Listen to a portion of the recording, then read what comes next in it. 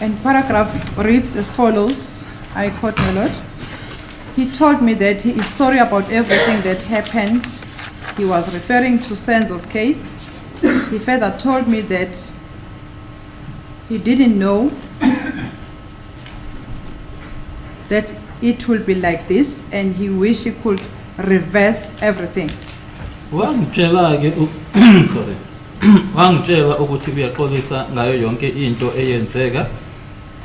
Wayekhuluma ngecase kaSenzo, waseqhubeka ke engitshela ukuthi wayengazi ukuthi kuzoba kanjena, futhi ke kwakuyisifiso sakhe ukuthi angashintsha noma angabuyisela umuva yonke into. And by he, I'm referring to Tumelo. You were referring to Tumelo in this statement. Do you understand that? Uma ngithi yena noma he ke ngikhuluma ngoTumelo ngoba kule statement wakhuluma ngoTumelo. Yebo. Yes. I hear you.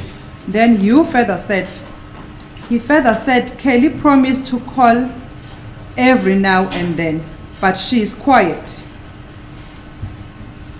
Waqhubeka wathi ke uKelly wathembisa ukuthi uzomane nje efona njalo kodwa manje ke uthule.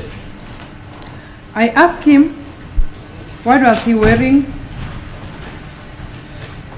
what was he hearing of his statement, and maybe I told him I don't want to discuss the case with him because whenever we talk the news appears on the newspaper, so I don't want to discuss the case.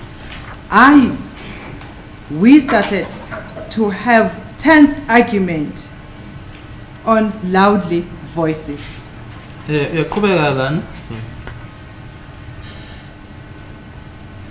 Ngambuza ke ukuthi wayezwani istatement sakhe, ngase ngimtshela ke ukuthi angifuni ukuthi sixoxe mayelana ngecase kanye naye ngoba ngaso sonke isikhathi uma ngabe sikhuluma indaba ziyavela eindabeni noma kumaphephandaba, ngakho ke angifuni ukuthi sixoxe ngayo icase lena. Sase siqala ke ukuthi sibe nokuxoxisana ke sixoxisana utense yeah, futhi ke ngamazwi aphakeme noma ngama-voice aphakeme. That's what the tense is. You see that? Yes, I hear you. What was the argument about between you and Tumelo that you are referring to? In which you are referring to in this statement? Yeah. The statement. Okay, I think argument between me and it was into isuke from emaphoyiseni akusakuthiwa amaphoyisa ayimaka akuyikuphi ayifikile kumina. So what the argument was about between myself and him, it was a matter that came from the police. I can't remember which police or police from where that came to me.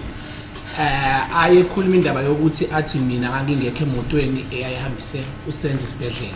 What the police said to me was that I was not in the vehicle that took Senzo or transported Senzo to the hospital. So ekubeni kanjalo amaphoyisa sangitshela ukuthi noTumelo uvumelana nalokho ukuthi athi uthi mina ngangekho emaphoyiseni. And still on that, they informed me that even Tumelo agrees with that I was not in the vehicle that accompanied or that transported the deceased to the hospital.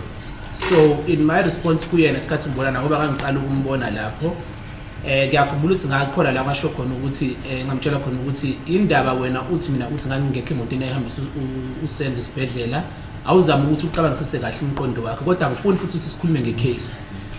And when I saw him, and I think I was seeing him for the first time then, I then said to him or asked him, why is it that you say that I was not in the vehicle that transported Senzo to the hospital?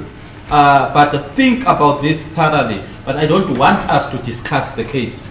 Engisholo lokho ukuthi ngikhumbula ukuthi khona la ngakhuluma khona namaphoyisa ngisakhuluma noma kakhona nani kodwa kwaba amaphoyisa aseForsterus ke lapho ekhulumeni kwethu nabo abawukhona nama witness ngathi ngiyabona indaba isiku iDaily Sun.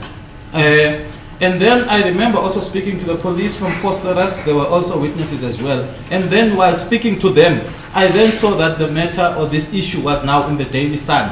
Okay, Mr. Tola, I'm not interested in the history and all what we have said. I want us to stick to the argument.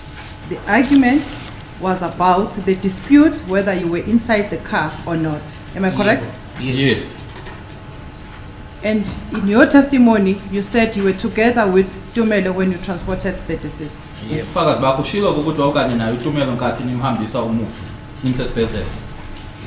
If Yes. if that is true, then what was the confusion? What was the argument about? Uma ngabe kunjalo ke manje ke ikuphi ke indida yayikuphi ke?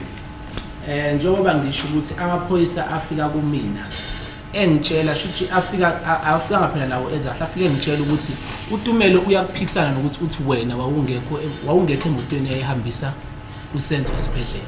It started, or it was about when the police came to see me and actually informed me that Tumelo says that you were not in the vehicle that transported the deceased to the hospital. When you asked Tumelo about that, what was his response? Uma ngabe wena umbuzo uTumelo waphendula wathini? Angisakhumbuli kahle noma washo ukuthi akayikhumbuli leyo nto. Yena uyakhumbula ngisakhumbula namthemaza akhe ayithini kahle but ngiyakuthi ngathi wavuma ukuthi hayi yena akayishonga into ecishibe kanjalo. I can't remember his specific or his exact words, but I think that he sort of disputed and said that he never said something to that effect. Okay, so the fight ended. Yeah.